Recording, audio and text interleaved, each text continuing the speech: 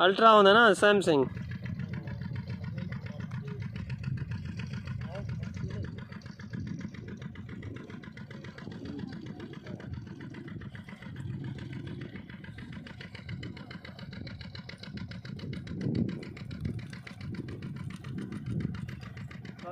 last में पैसे की 20 रुपए